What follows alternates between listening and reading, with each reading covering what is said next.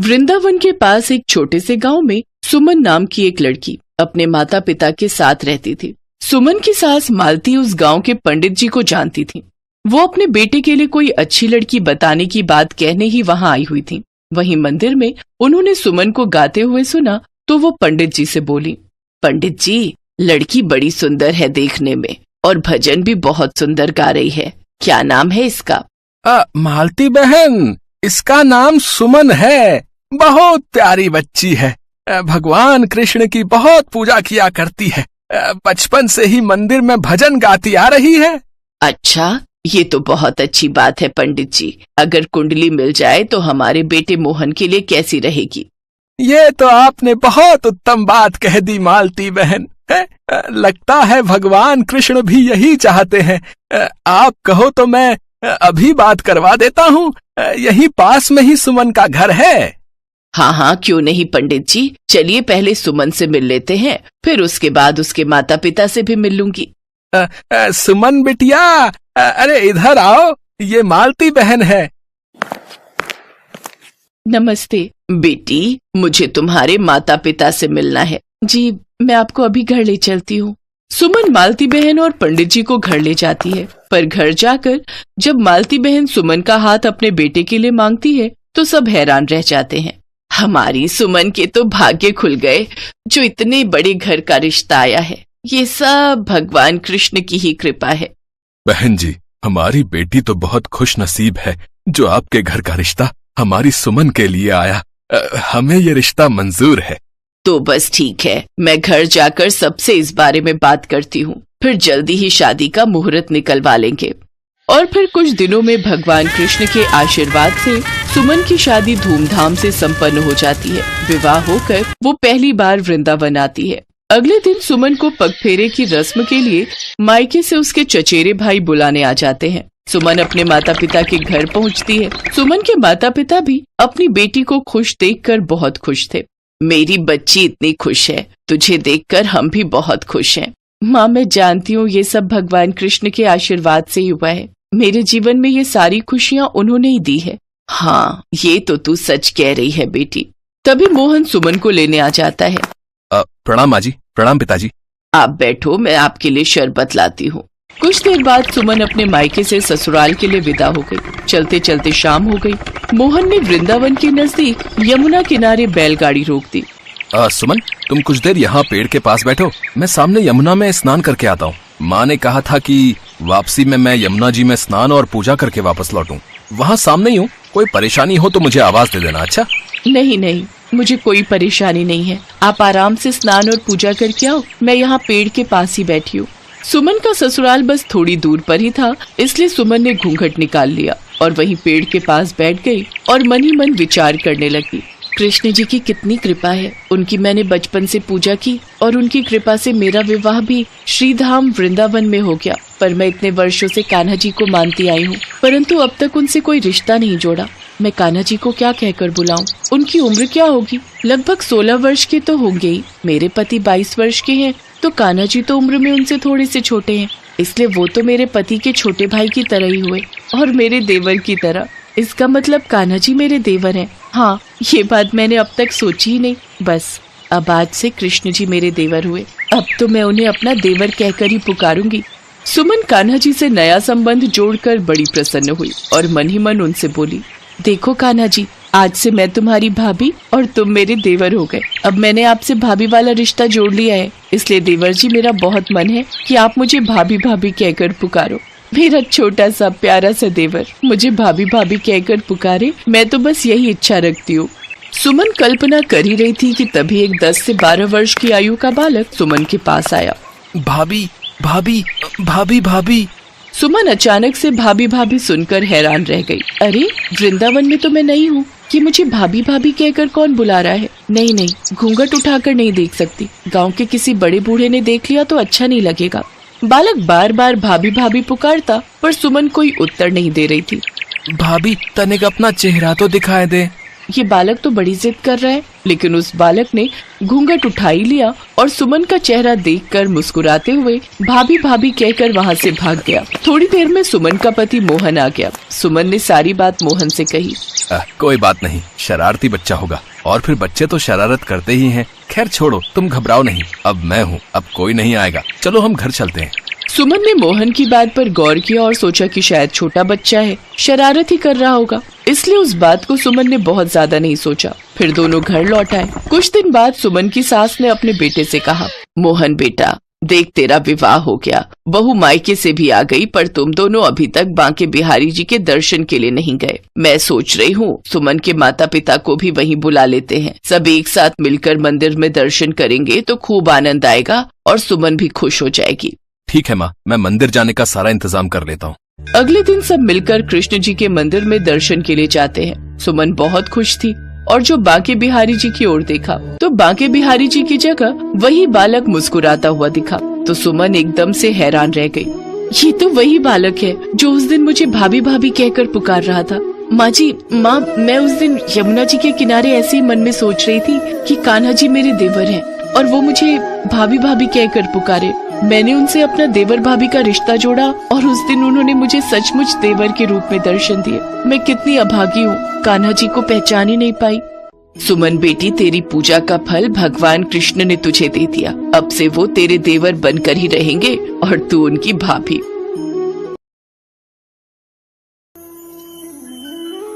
भगवान कृष्ण और राधा रानी पृथ्वी पर भ्रमण के लिए निकले। राधा रानी श्री कृष्ण से बोली, कान्हा, तुम्हें पता है होली का त्योहार आ गया है। देखो सब धरतीवासी होली की तैयारियों में जुटे हैं। ये सब देखकर मुझे द्वापर युग का स्मरण हुआ आया। हाँ राधे, कितने मनमोहक दिन हुआ करते थे। पूरा गोकुल, बरसाना और मथुरा नगरी होली के रंग में रंग जाती थी। कान्हा, चलो ना, हम धरती पर थोड़ी देर रुककर होली के उन पावन दिनों को याद करें। ठीक है राधे, चलो देखते हैं होली के रंगों की बौछार। राधा कृष्ण ने एक साधारण पुरुष और स्त्री का रूप बनाया और एक गांव में पहुंचे। हर तरफ होली की धूम थी। गांव का बाजार सजा हुआ था। धरतीवासी रंग और गुलाल से होली खेलकर आनंद ले रहे थे।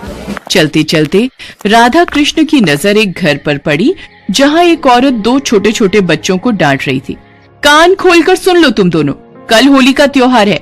अगर आज तुम दोनों ने घर का सारा काम खत्म नहीं किया तो कल होली के दिन तुम दोनों को भूखा रखूंगी। हाँ राधे, ये इन बच्चों की माँ तो नहीं हो सकती, क्योंकि माँ अपने बच्चों से ऐसे व्यवहार कभी नहीं करती।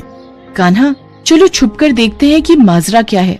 बबलू, रो मत, हम जल्दी जल्दी काम कर लेंगे ना, तो फिर कल चाची होली खेलने देंगी। पर दीदी, दोपहर हो चुकी है, रात तक हम इतना सारा काम अकेले कैसे करेंगे? बबलू और पिंकी दोनों बच्चे अनाथ हैं। उनके माता पिता अब इस दुनिया में नहीं हैं। वे दोनों चाचा चाची के साथ रहते हैं। उन्हें दुख में देखकर राधा कृष्ण से रहा नहीं गया और वे उनकी सहायता के लिए घर के भीतर जाने लगे। राधे, हमें इन दोनों बच्चों की सहायता करनी होगी। कैसे कान्हा? हम क्या कहकर इन दोनों बच्चों की सहायता करेंगे? राधे, आज फिर से एक बार हमारा लीला धरने का समय आ गया है। राधा कृष्ण के हाथों में ढेर सारा होली का सामान आ जाता है। गुजिया, समोसे, रंग, गुलाल, पिचकारी समेत ढेरों खाने का सामान लेकर राधा कृष्ण घर के भीतर जाते हैं। बबलू और पिंकी की चाची उन्हें देख लेती हैं। अरे अरे अरे, किससे मिलना है आपको? मैंने आपको पहचाना नहीं। अब आपने हमें नहीं पहचाना, पर हम आपको बहुत अच्छे से जानते हैं। आपका नाम सुषमा है ना? हाँ, नाम तो आपने मेरा सही लिया है। आप मुझे पहले से जानते हो? अच्छा, आप हमें इसलिए नहीं पहचान रही हैं क्योंकि जानकी दीदी की शादी में हमारा आना नहीं हुआ था। हम बबलू और पिंकी के दूर के मामा मामी लगते हैं। शहर से कभी गांव आना नहीं हुआ, सोचा इस होली जानकी दीदी और बाकी सबसे भी मिल लेंगे। ये सामान अरे लाइए लाइए, ये मुझे दे दीजिए। इतना सारा सामान आज से पहले तो मैंने कभी देखा ही नहीं। बबलू बेटा, पिंकी बिटिया, जरा इधर तो आओ, देखो तुम्हारे मामा मामी मिलने आए हैं। आपको सुनकर दुख होगा, जानकी भाभी और भैया अब इस दुनिया में नहीं है। बेचारे दोनों अनाथ बच्चों को मैंने ही माँ की तरह पाल पोस कर बड़ा किया है। चाची के लालच के बारे में भगवान कृष्ण और राधा मैया जानते थे। वो तो सिर्फ चाची को सही राह दिखाने के लिए ही भेष बदल कर आए थे। आओ बच्चों, देखो तुम्हारे लिए होली का कितना सारा सामान लाए। वैसे तुम दोनों क्या कर रहे थे? और क्या करना है, दोनों बच्चे वर्षा और अरुण के साथ खेल रहे थे। वर्षा अरुण मेरे बच्चे हैं, सारा दिन चारों बच्चे मिलकर होली खेलते रहते हैं। आप बैठो, मैं आप दोनों के लिए चाय नाश्ता लाती हूँ। आप हमारे मामा मामी हो? आप हमारे लिए लाए हो इतनी सारी खेलने और खाने की चीजें? हाँ बच्चों, हम ये आपके लिए ही लाए हैं। अब आप चारों बच्चे मिलकर खूब सारी होली खेलो, हम भी आपके साथ होली खेलेंगे। चलो हम सब मिलकर बाहर आंगन में होली खेलते हैं। बच्चे बहुत खुश थे। बिन माँ बाप के अनाथ बच्चों के चेहरे पर खुशी आ गई थी। ये देखकर भगवान कृष्ण और राधा रानी मुस्कुरा रहे थे। आज बच्चों के साथ साक्षात भगवान कृष्ण और राधा मैया होली खेल रहे थे।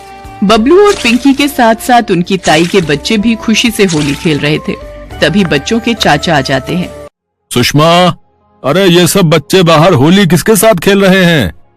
कौन आया हुआ है? अरे तुम्हें नहीं पता, बबलू और पिंकी के दूर के मामा मामी आए हैं। देखो देखो कितना ढेर सारा सामान लाए हैं, और मुझे तो लगता है बहुत मोटे पैसे वाले हैं। इन्हें ऐसे नहीं जाने देंगे, थोड़ी अच्छी खातिरदारी करते हैं। अब तुम ज्यादा समय मत खर्च करवाओ मेरा, मुझे इन लोगों के लिए नाश्ता पानी बनाने दो। दूर के मामा मामी? पर जानकी भाभी के तो कोई दूर के भाई भाभी भी नहीं थे। उनके तो रिश्तेदारी में किसी से ऐसी भी बातचीत नहीं थी। मुझे कुछ समझ नहीं आ रहा, मैं एक बार उनसे मिलकर आता हूँ। बबलू और पिंकी के चाचा जब आंगन में जाकर देखते हैं, बच्चों के साथ राधा कृष्ण खूब मस्ती से भरी होली खेल रहे थे। उनके रूप में अलग ही तेज था। चाचा ने उनसे पूछा, अब आप दोनों को इस तरह बच्चों के साथ घुल मिलकर होली खेलते देख मुझे बड़ी प्रसन्नता हो रही है। पर अगर आप बुरा ना माने तो मैं समझ नहीं पा रहा हूँ कि बच्चों के मामा मामी कभी इस बारे में जानकी भाभी ने जिक्र नहीं किया। मैं आपको पहचान नहीं पा रहा हूँ। राधे, लगता है अब हमें अपने असली रूप में आना ही पड़ेगा। हाँ कान्हा, लगता है अब वो घड़ी आ गई है जब हम इन्हें अपना आशीर्वाद प्रदान करें। देखते ही देखते राधा कृष्ण अपने असली रूप में आ जाते हैं। आंगन में तेज रोशनी होती है, फूलों की वर्षा होने लगती है। रसोई में खड़ी सुषमा की नजर राधा कृष्ण के भव्य रूप पर जाती है और वो रसोई से दौड़ी हुई आती है। हमने तो इन दोनों अनाथ बच्चों की पुकार को सुना तो हम भीतर चले आए। बच्चों में भी हमारा ही रूप है, इसलिए कभी भी इन बच्चों को तंग मत करना। अगर इन्हें दुख होगा तो हमें दुख होगा, ये बात हमेशा याद रखना। आज हमारे साथ होली खेलकर इनके चेहरे पर खुशी आ गई। आपस में बैर भाव मिटाकर प्रेम की होली खेलो, ताकि हमारा आशीर्वाद तुम्हारे ऊपर बना रहे। मुझे माफ कर दो प्रभु। हे कृष्ण, हे राधा रानी, मुझसे बहुत बड़ी भूल हो गई। मुझे क्षमा कर दो प्रभु। मैं अब इन बच्चों से कभी नफरत नहीं करूंगी। प्रभु, आपके दर्शन पाकर हम धन्य हो गए। सब लोग मिलकर भगवान कृष्ण और राधा मैया के सामने शीश झुकाते हैं। इसके पश्चात राधा कृष्ण अंतर्ध्यान हो जाते हैं। सुषमा बबलू और पिंकी को गले से लगा लेती है।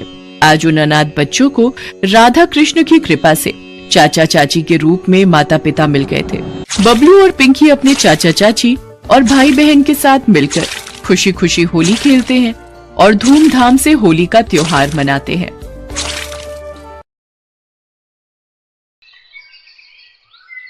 ये कहानी कृष्ण भक्त मीरा की है, जो बचपन से ही भगवान श्री कृष्ण की परम भक्त थी। इसीलिए उसके माता पिता ने उसका नाम मीरा रखा था। मीरा के पिता फलों का ठेला लगाते थे और माँ लोगों के घरों में बर्तन साफ किया करती थी। फिर भी घर चलाना बड़ा मुश्किल हो जाता था। वो सभी एक टूटी फूटी झोपड़ी में रहते थे। जैसे जैसे मीरा बड़ी होती जा रही थी, कृष्ण भक्ति में उसका मन और ज्यादा लगने लगा था। उसने अपनी झोपड़ी के कोने में भगवान कृष्ण के बाल स्वरूप को स्थापित किया हुआ था। वो अपने बाल गोपाल का पूरा ख्याल रखा करती थी। एक रात बहुत तेज बारिश होने लगी। मीरा की झोपड़ी में छत से पानी टपकने लगा और झोपड़ी में पानी भरने लगा। मीरा की माँ घबरा गई और मीरा से बोली, मीरा, ओ मीरा, जल्दी उठ बेटा, बारिश का पानी अंदर आ रहा है बेटा। मीरा को आवाज लगाने के बाद लीला अपने पति को उठाती है। तीनों घबरा जाते हैं। मीरा उठते ही सीधे अपने बाल गोपाल की मूर्ति को उठा लेती है और अपने माता पिता के साथ बाहर चारपाई पर बैठ जाती है। वो तीनों बारिश के थमने का इंतजार कर रहे थे, लेकिन बारिश नहीं रुकती, बल्कि पहले से भी तेज हो जाती है। धीरे धीरे झोपड़ी में घुटने तक पानी भर गया और सारा सामान पानी में बहने लग गया। ये देखकर मीरा के पिता रामू ने अपनी पत्नी लीला से कहा, लीला, पानी बहुत भर गया है, बारिश भी थमती नहीं। दिख रहा है हमें यहाँ से निकलना होगा। लेकिन हम जाएंगे कहाँ इतनी रात में?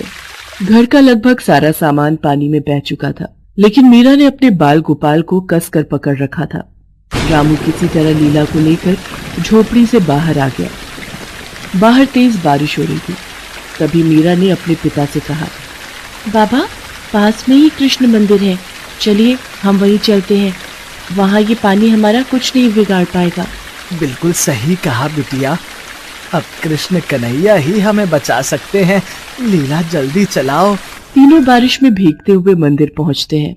मंदिर थोड़ी ऊंचाई पर था, इसलिए वो वहां पर सुरक्षित थे, लेकिन उनकी झोपड़ी पूरी तरह से बर्बाद हो चुकी थी।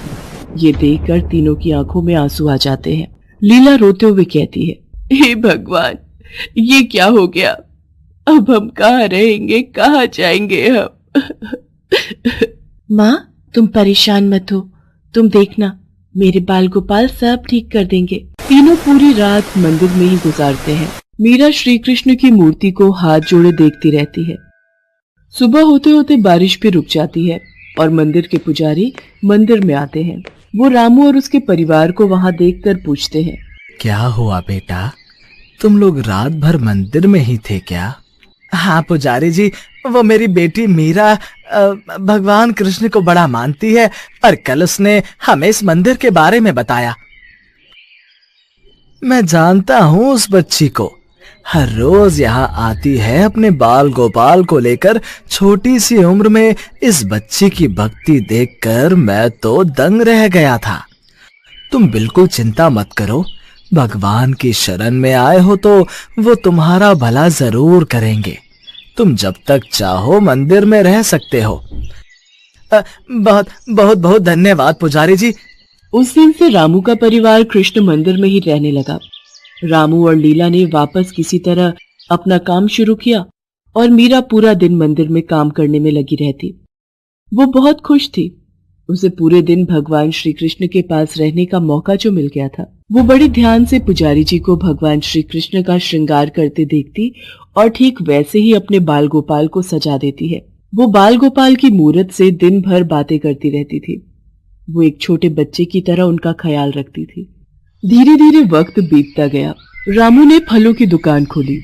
वो तीनों लोग मंदिर के पास कमरा किराए पर लेकर रहने लगे, लेकिन मीरा घर से ज्यादा मंदिर में ही अपना वक्त गुजारती थी।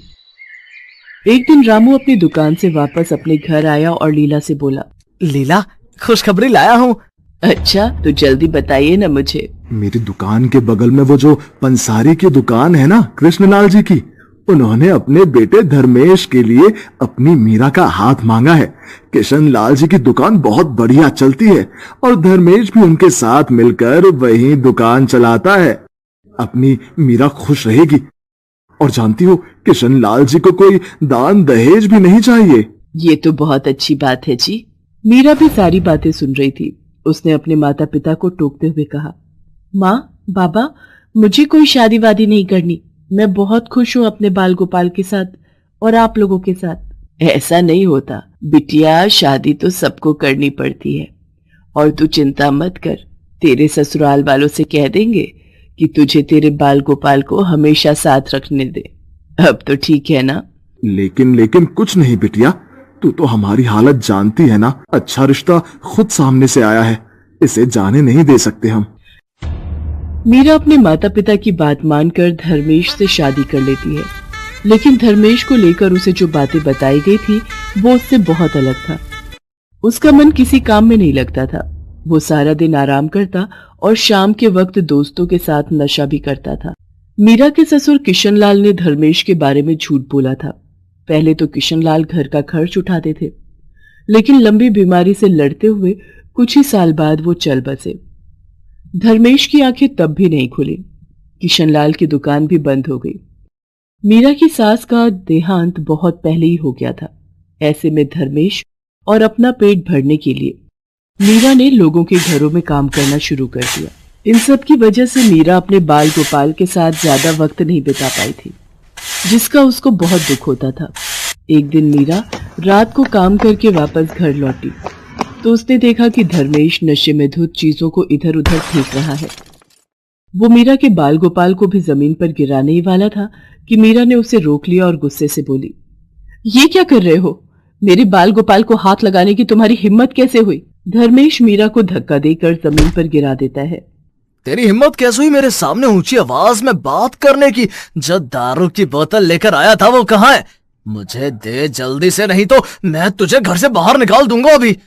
मीरा उसे शराब की बोतल लेकर देती है और फिर रोती हुई अपने बाल गोपाल से कहती है, मुझे माफ कर दो कान्हा जी, अब से आप हमेशा मेरे साथ ही रहोगे। मैं आपको कभी अकेला छोड़कर नहीं जाऊंगी। धर्मेश का बर्ताव और स्वास्थ्य दिन पर दिन खराब होता जा रहा था। उधर मीरा अब मां बनने वाली थी, लेकिन फिर भी धर्मेश में कोई बदलाव नहीं आया। कुछ कमाकर घर लाना तो दूर, वो मीरा की कमाई भी उससे छीन लेता था और उन पैसों से नशा करता था। मीरा के माता पिता भी अब इस दुनिया में नहीं थे। मीरा बिल्कुल अकेली पड़ गई थी। हद से ज्यादा नशा करने की वजह से धर्मेश की तबीयत खराब रहने लगी। जल्दी ही वो बिस्तर पर आ गया। नशे की लत ने उसे मौत के करीब लाकर खड़ा कर दिया था। जब धर्मेश को इस बात का एहसास हुआ तो वो एक दिन मीरा से बोला, मीरा, हो सके तो मुझे माफ कर देना। समझ गया हूं कि माँ ने कितने पाप किए हैं और भगवान ने मुझे मेरे किए की सजा भी दे दी है। मैंने तेरी जिंदगी खराब कर दी है, इसके लिए मुझे माफ कर देना। ये धर्मेश के आखिरी शब्द थे। वो जा चुका था। मीरा उस दिन बहुत रोई। फिर अपने बाल गोपाल को देख उसमें थोड़ी हिम्मत जगी। कुछ ही महीनों बाद मीरा ने एक प्यारे से बेटे को जन्म दिया और अब वो अपने बेटे के लिए जीने लगी। उसने अपने बेटे का नाम चंदन रखा। धीरे धीरे चंदन बड़ा होने लगा और जैसे वो चंदन का ख्याल रखती थी और वैसे ही अपने कृष्ण जी का भी ख्याल रखती थी। पर चंदन को ये सब समझ में नहीं आता था। एक बार चंदन ने मीरा से पूछा, माँ, ये बाल गोपाल कौन है? वो मेरे सब कुछ है बेटा, उन्हीं की वजह से मैं आज जिंदा हूँ और तेरा ख्याल भी रख पा रही हूँ। ऐसे ही कुछ दिन बीत गए। चंदन पढ़ाई में बहुत अच्छा था और अपनी माँ की मेहनत को भी महसूस करता था, इसलिए उसने दिल लगाकर पढ़ाई की और सरकार से स्कूल और कॉलेज में स्कॉलरशिप हासिल की और अच्छे अंकों से कॉलेज पास किया। कॉलेज पास करते ही उसे बहुत अच्छी नौकरी मिल गई। नौकरी मिलते ही चंदन मीरा के पास गया और बोला, मेरी नौकरी लग गई है माँ, आपको कोई काम करने की जरूरत नहीं है। अब घर का सारा खर्च मैं चलाऊंगा। अब बस तुम घर पर रहकर आराम करना। राधे कृष्णा, राधे कृष्णा। ये सब मेरे बाल गोपाल की कृपा है, तेरी मेहनत भी। मैं बहुत खुश हूँ बेटा, बहुत खुश। मीरा की आंखों में खुशी के आंसू आ जाते हैं। चंदन अपनी माँ के आंसू पोंछता है और उसे गले लगा लेता है। ऐसे ही कुछ दिन बीत जाते हैं। एक दिन गलती से चंदन के हाथ से भगवान कृष्ण की मूर्ति नीचे गिर जाती है। ये देखकर मीरा बहुत नाराज हो जाती है और गुस्से से कहती है, ये क्या किया तुमने? मेरे बाल गोपाल को गिरा दिया। ला, मुझे दे उन्हें। माफ कर दीजिए माँ जी, मैंने जानबूझकर ये नहीं किया। तभी मीरा देखती है कि गिरने की वजह से बाल गोपाल की मूर्ति कई जगह से टूट गई थी। अब वो घबरा जाती है और कहती है, चंदन, अभी जाकर डॉक्टर को बुला कर ले आ।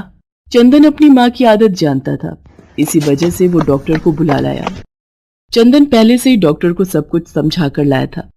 डॉक्टर साहब, मेरे बाल गोपाल गिर गए थे, बहुत चोट आई है, आप इन्हें जल्दी से ठीक कर देंगे ना? डॉक्टर चंदन की तरफ देखता है और चंदन का इशारा देखकर वो बाल गोपाल की मरहम पट्टी करने का दिखावा करता है। फिर उन्हें मीरा को देते हुए कहते हैं, लीजिए माँ जी, ये ठीक हो गए। अभी कैसे? इतनी ऊपर से गिरे हैं मेरे बाल गोपाल, तुमने क्या ये आला शक्ल देखने के लिए लगा रखा है? इसे लगाकर मेरे बाल गोपाल की जांच कर लो कि सब ठीक है ना। डॉक्टर फिर चंदन की शक्ल देखता है। उसके इशारा करने पर फिर आला लगाकर जांच करने का दिखावा करता है। उसके बाद जो हुआ उसने डॉक्टर के होश ही उड़ा दिए। उसे बाल गोपाल की धड़कन सुनाई दे रही थी। उसने एक बार नहीं कई बार जांच की, पर हर बार उन्हें दिल की धड़कन की आवाज सुनाई दी। डॉक्टर के चेहरे का रंग ही उड़ गया। उसे ऐसा देख चंदन ने डॉक्टर से पूछा, क्या हुआ डॉक्टर साहब, तबीयत तो ठीक है? डॉक्टर आला देकर चंदन को भगवान बाल गोपाल की धड़कनों की आवाज सुनाता है। वो दोनों ही दंग रह जाते हैं। फिर मीरा उनसे आला छीन लेती है और कहती है, लाओ ये मुझे दो, पता नहीं क्या खेल कर रहे हो इतनी देर से। मीरा भी बाल गोपाल की धड़कन सुनती है, लेकिन चौंकती नहीं, बल्कि उसे अच्छा लग रहा था। ऐसा लग रहा था कि वो कई सालों से इन धड़कनों को सुनती आ रही है। उसके चेहरे पर संतोष था। वो बाल गोपाल को अपने माथे पर लगाती है और कहती है, रुको मेरे भक्त, अगर आपके घर में पैसा नहीं रुकता है तो करें ये 2 उपाय। अगर आप मां लक्ष्मी को सच्चे दिल से मानते हैं तो वीडियो को लाइक और सब्सक्राइब करें। नंबर 1, सुबह बिस्तर से उठने के बाद स्नान करके मां लक्ष्मी का आरती करना है, जिससे आपके घर का वास्तु दोष दूर होगा और आपके ऊपर मां लक्ष्मी की कृपा बरसेगी। नंबर 2, चांदी के सिक्के को लाल कपड़े में बांधकर अपने पर्स में रख लें। इससे आपके ऊपर मां लक्ष्मी की कृपा बनी रहेगी।